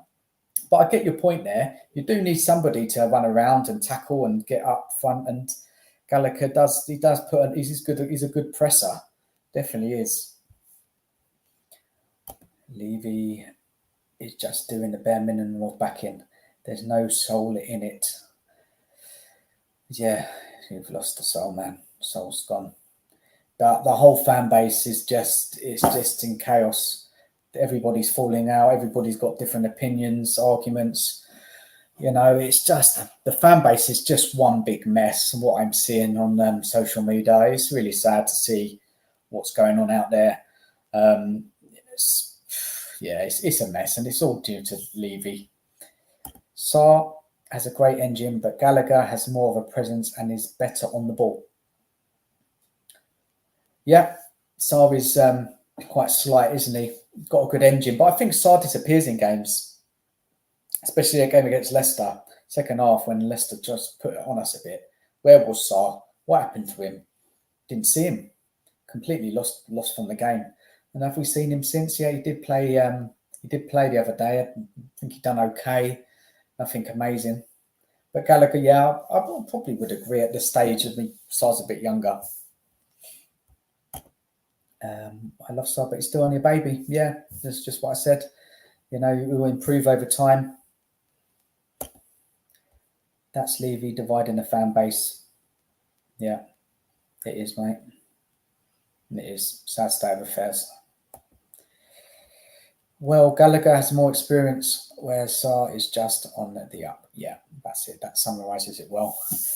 Well, Mad Dog, mate, I'm going to have to log off now. I've got to do a bit of work, but I mean, yeah, it's been really nice having this back and forth with you, and thank you for your feedback on the stream quality. I just don't know if I can get away with using this work laptop. I mean, I don't know if data is sent back to some head office somewhere. So yeah, I've got to be careful. But I think that's what it is. It's the quality of laptop. This one is a much better laptop than my personal laptop. So maybe I should try some other way of streaming. I don't know, because, yeah, I don't know. I have to have a think about it, though. But, yeah, thanks for the feedback. And last question, Mad Dog. Really enjoyed the show, mate. Thanks for coming on. Great screen quality, and heard you loud and clear. Yeah, man. Good chatting to you, man. And, thank you for, following me, being involved in what I'm doing. I'm at the early stages, got a long way to go. Not been easy at times, but I am enjoying it. It's like kind of an escapism for me in life, because life is mad, life is busy, life is crazy, man. It's so busy working, family responsibilities. So, and when I do this, I come in this room here and I just sit there and kind of switch off from it all. And what I want is to just engage with as many football fans, Spurs fans as possible, get people involved I know, and just have this thing. And I mean, you've been, I have to be honest, I ain't had a lot of people supporting me who don't know me, and you've been there, man. I have to say a big thank you for me, and you keep it lively. You've got a great sense of humour, so thank you, man. I watched that goal question and said thank you. Yeah, that's it. Yeah, one more, and then the last one. Well, you're very well spoken. You come across well, so you should do fine. Thank you, man. Big up, man. Well, I'll be back. Don't know when yet, but yeah, I'm going to get some clips out of what I did the other day out on YouTube Shorts and TikToks. Just try and get some people to see me, get a bit more interest, and yeah, I'll be posting them out in the next few days. So whoever's watching there, Mad Dog and somebody else, good night, and hope you have a great rest of the week. Take care of yourself. Take care, man. Bye.